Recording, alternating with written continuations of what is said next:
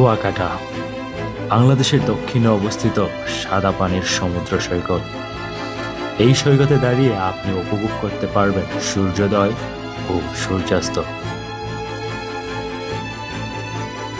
পদ্মা সেতু হওয়ার পর যোগাযোগ ব্যবস্থা ভালো হওয়ায় পর্যটকদের আনাগোনা বেড়েছে এই সৈকতে। তবে চলুন কথা না বাড়িয়ে ঘুরে আসি কুয়াকাটা সমুদ্র সৈকত থেকে।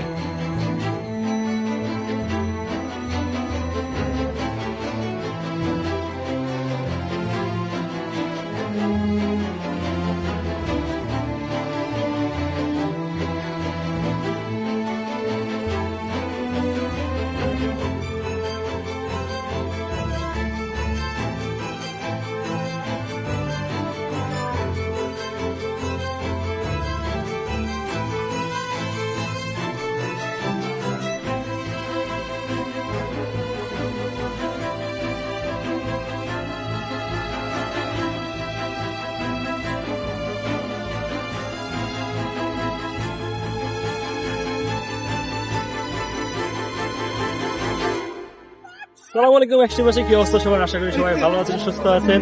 নতুন একটা ব্লগে আবারও আপনাদের স্বাগত। আর আজকে আমরা আছি অলরেডি কুয়াকাটায়।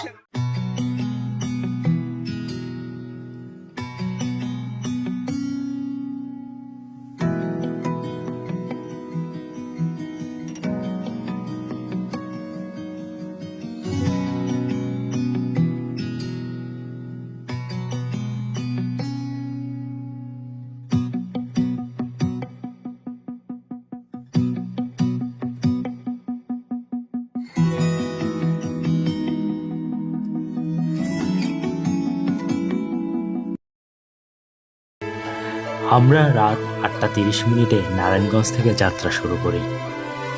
আমাদের রিজার্ভ করা গাড়ি ছিল, তবে আপনারা সাইদাবাদ থেকে বাসে করে যেতে পারেন। যদি হাতে 2 দিনের বেশি সময় নিয়ে ঘুরতে যান তাহলে সদরঘাট থেকে লঞ্চে যেতে পারেন। যাত্রাবাড়ির জ্যাম ঠেলে বাংলাদেশের প্রথম এক্সপ্রেসওয়ে হয়ে ছুটে চলি পদ্মা সেতুর উদ্দেশ্যে। 11:30 পদ্মা সেতুতে পৌঁছাই। যেহেতু আমরা সকালের সূর্যোদয় দেখব, তাই পদ্মা সেতু কিংবা তার আশেপাশে সময় নষ্ট না করে ছুটে যাই। তবে রাতের খাবার কিন্তু খেতে হবে।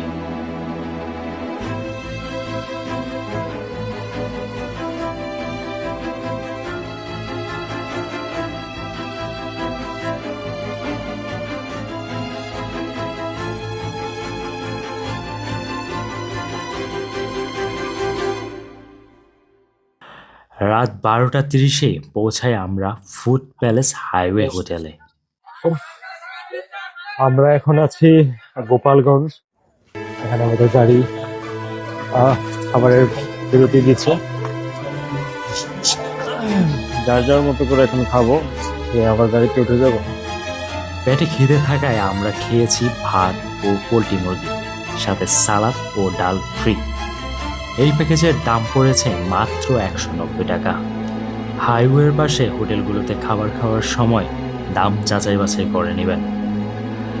খাওয়া দাওয়া শেষে দীর্ঘ যাত্রায় দরকুদিয়া সেতু ও পায়রা সেতু হয়ে খুব ঘুরে পৌঁছায় কুয়াকাটা। বাস থেকে নেমে কুয়াকাটার ফেমাস অটো ভ্যানে করে সূর্যোদয় দেখার জন্য পৌঁছায় গঙ্গামতি বিচে। ওই তো ভোরের আলো দেখা যাচ্ছে। বালুময় রাস্তায় ম্যানগ্রোভ ফরেস্টের মাঝখান দিয়ে ছুটে চলি আমরা গঙ্গামতি বিচের উদ্দেশ্যে। ওই যে দূরে দেখা যাচ্ছে পর্যটকরা সূর্যোদয় দেখার জন্য জড়ো হয়েছে। আর আমরা সাগরের বুকে অলরেডি দেখতে পাচ্ছি কিছু নৌকা জেগে ওঠা একটা চর, যেখানেও 3জন লোক দেখা যাচ্ছে।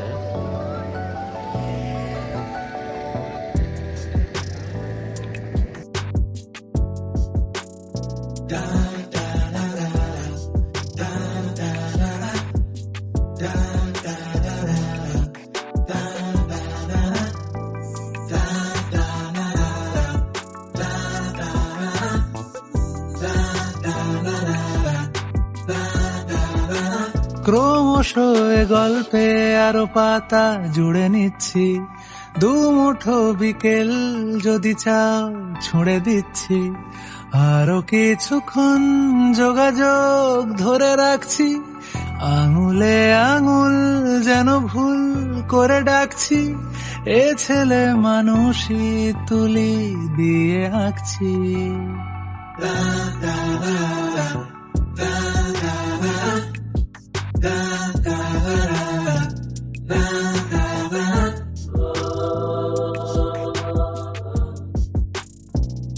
তোমায় ছোবে বলে, আদর করবে বলে, উড়ে উড়ে আসে এলোমেলো কিছু গান, ডেকে যায় তোমার আঁচল ধরে। তুমি ছুঁলে জল, আমি বৃত্ত হয়ে থাকছি, দুমুঠো বিকেল যদি চাও ছুঁড়ে দিচ্ছি।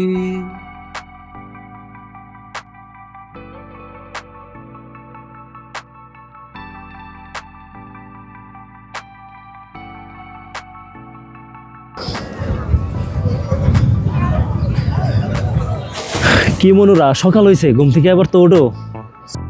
তোমার নিশানাতে আমার হাওয়াতে উড়ে উড়ে আসে গুঁড়ো গুঁড়ো কিছু নীল, ঢেকে যায় তোমার আকাশ জুড়ে। ক্রমশ এ গল্পে আরো পাতা জুড়ে নিচ্ছি, দুমুঠো বিকেল যদি চাও ছুঁড়ে দিচ্ছি, আরো কিছুক্ষণ যোগাযোগ ধরে রাখছি, আঙুলে আঙুল যেন ভুল করে ডাকছি, এ ছেলে মানুষই তুলি দিয়ে আঁকছি।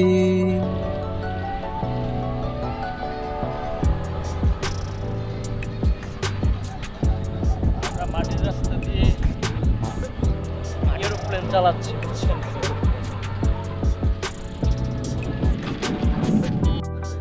সূর্যোদয় দেখে আমরা মনোরম পরিবেশ দেখতে দেখতে চলে যাই কাউয়ার চরে। আমরা এই মুহূর্তে আছি কাউয়ার চর। আমার পিছনে যেগুলো দেখতে পারতেছেন এগুলো হচ্ছে অটো স্ট্যান্ড। এখন পর্যন্ত অটো আসবে, হ্যাঁ, তারপরে হচ্ছে আমাদের সমুদ্র বিচ। স্বাগতম কাউয়ার চর। ডুবাইলি রে অকুল দরিয়ার বুঝি কুল নাই রে, আমায় ভাসাইলি রে, আমায় ডুবাইলি রে, অকুল দরিয়ার বুঝি কুল নাই রে। কুল নাই কিনার নাই, নাই কো দরিয়ার পারি,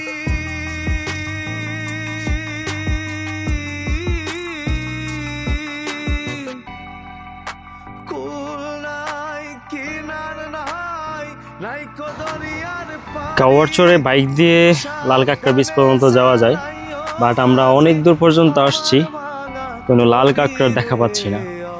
তবে ঝাউবনের কথা বলছে, ঝাউবন আছে, ঝাউবন মোটামুটি সুন্দর। আমরা যাওয়ার পথে ঝাউবনে ছবি তুলবো ইনশাল্লাহ।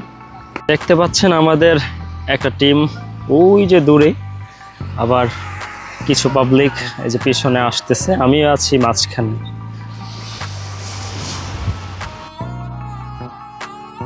আমরা লাল কাঁকড়ার বিচে এসে হতাশ, বাট এখানে যে লাল কাঁকড়া ছিল এটার কিছু প্রুফ আছে, কিন্তু লাল কাঁকড়া নাই, এটা হচ্ছে কথা।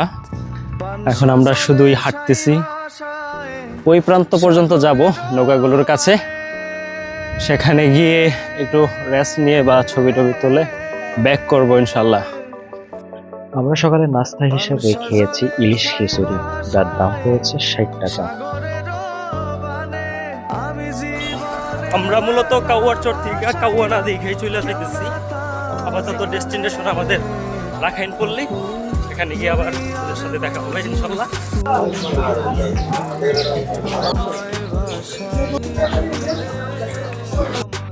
আর রাখাইনপল্লীতে এসেই চোখে পড়ে এই গেট, যার আশেপাশে অনেক দোকান রয়েছে, যেখানে মিলে ঝিনুকের তৈরি নানা রকম শোপিস আর গহনা। সেখানে পেয়ে যাবেন রাখাইনের তৈরি বিভিন্ন পোশাক। রাখাইনদের ঘরগুলো অনেকটা অদ্ভুত, মাটি থেকে অনেকটা উপরে মাচাঙে তৈরি করা তাদের ঘর।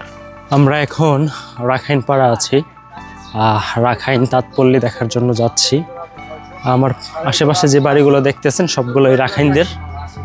আমরা ফ্যাক্টরিতে যাই, তারা কিভাবে তাতে বুনন করে কাপড় সেটা দেখার চেষ্টা করব। রাখাইনরা নিজ হাতে এখানে শাল বুনে থাকেন।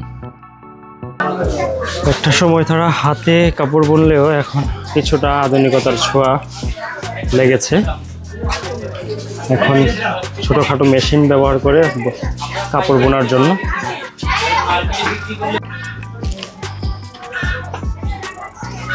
কালার কি একটাই না?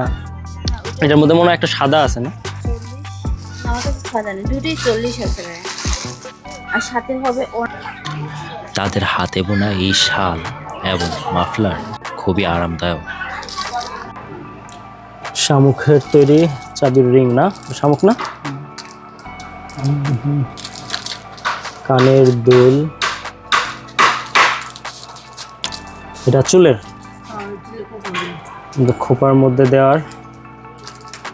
এগুলো হাতের ব্রেসলাইট। এটা তো পুঁথি বাজারে কিনা। না, এগুলো কাঠি দিয়ে।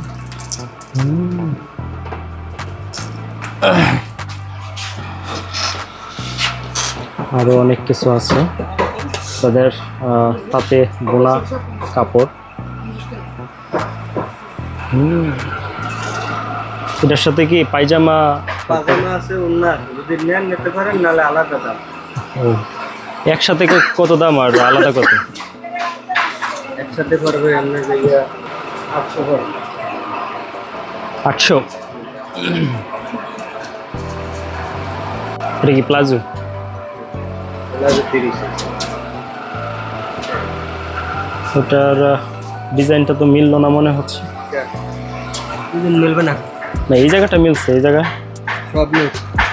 স্টাইপটা তো এখানে একরকম। এই যে পুরো দিন লাগে চেঞ্জ করে দিই। কত বহুত মিলিয়ন যায় না, এটা হাতের কাজের তো।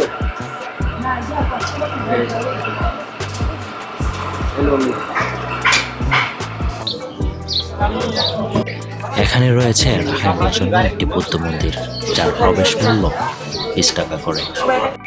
এখানে রয়েছে দক্ষিণ এশিয়ার সবচেয়ে বড় বুদ্ধ মূর্তি, যার উচ্চতা বসা অবস্থায় 36 ফিট। এই মন্দিরের পাশেই রয়েছে রাখাইনদের ব্যবহৃত মিষ্টি পানির কূপ, যেটি প্রায় 200 বছর আগে খনন করে তৈরি করা হয়েছিল।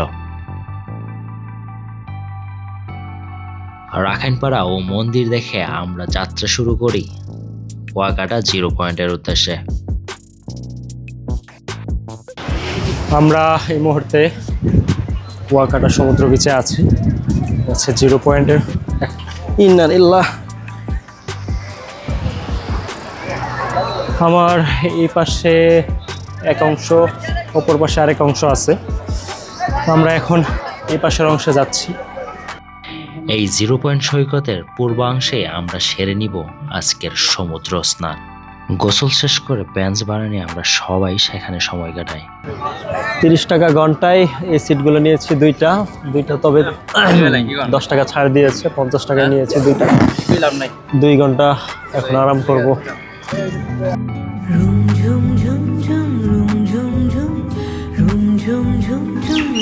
আপাতত গোসল টোসল শেষ করে আমরা গাড়িতে যাচ্ছি। গাড়িতে গিয়ে একটু ড্রেস আপ চেঞ্জ করব, তারপর খাওয়া দাওয়া এবং বাদবাকি কাজ সিরিয়াল বাই সিরিয়াল করব। আমরা এই মুহূর্তে দুপুরের খাবার খাওয়ার জন্য যাচ্ছি 0 পয়েন্টে। দুপুরে আমরা যেই হোটেলে খাবার খেয়েছিলাম সেখানে ছিল প্যাকেজ সিস্টেম। প্যাকেজের মূল্য ছিল 150 এবং 160 টাকা।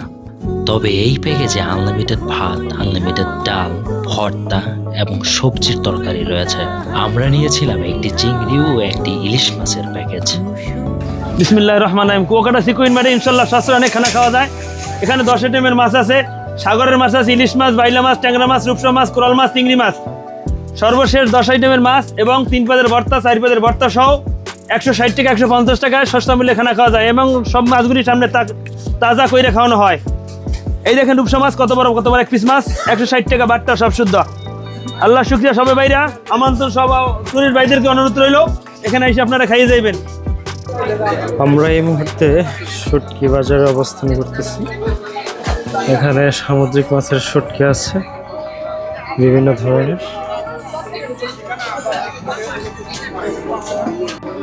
চিংড়ি, চাপা,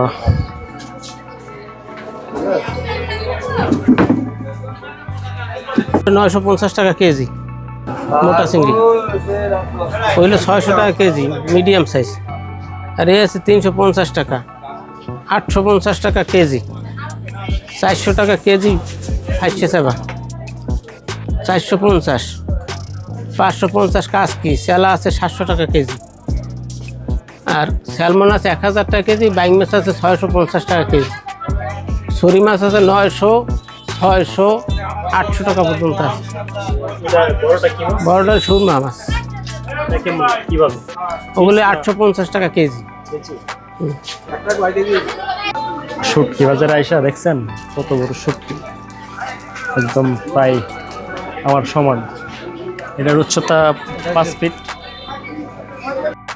বিকেল পর্যন্ত সমুদ্র সৈকতেই সময় কাটিয়েছি। বাইক নিয়ে ছুটে চলেছি বহুদূর, কিন্তু ইচ্ছে ছিল সন্ধ্যার সমুদ্র সৈকতটা একটু উপভোগ করব। কিন্তু সময়ের কাছে আমরা বাধা, তাই সন্ধ্যার সমুদ্র সৈকতটা আর এক্সপ্লোর করা হলো না। বাইক নিয়ে যদি আমার পিছন দিকে সোজা চলে যাই তাহলে লেবুর বাগান, লাল কাঁকড়ার বীচ, তারপরে হচ্ছে ধুলনা পয়েন্ট, আর একটা হচ্ছে সুন্দরবনের পূর্বাংশ দেখা যায়। তো লাল কাঁকড়ার বিচে লাল কাঁকড়া নাই, লেবুর বাগানে লেবু নাই, আর ধুলনা তো এখানেই আছে। আর সুন্দরবনের সৌন্দর্য এখান থেকে অনুভব করতে পারবো না, যেই কারণে আর ওই দিকে যাওয়ার সিদ্ধান্ত আমরা বাতিল করেছি। দিন প্রায় ফুরিয়ে আসলো। ওই যে দূরে সূর্যমামা সমুদ্রের বুকে ধীরে ধীরে মিলিয়ে যাচ্ছে। আগামীকাল আবার সূর্যমামা উঠবে নতুন কোনো প্রত্যাশা নিয়ে, নতুন কোনো আশা নিয়ে। সেই পর্যন্ত আপনারা অসুস্থ থাকুন, ভালো থাকুন। সূর্যোদয় থেকে সূর্যাস্ত, আজকের ব্লগ এখন পর্যন্তই। আল্লাহ হাফেজ। ভিডিওটি যদি ভালো লেগে থাকে তাহলে লাইক, কমেন্ট, শেয়ার করে আপনার মন্তব্য জানিয়ে দেবেন।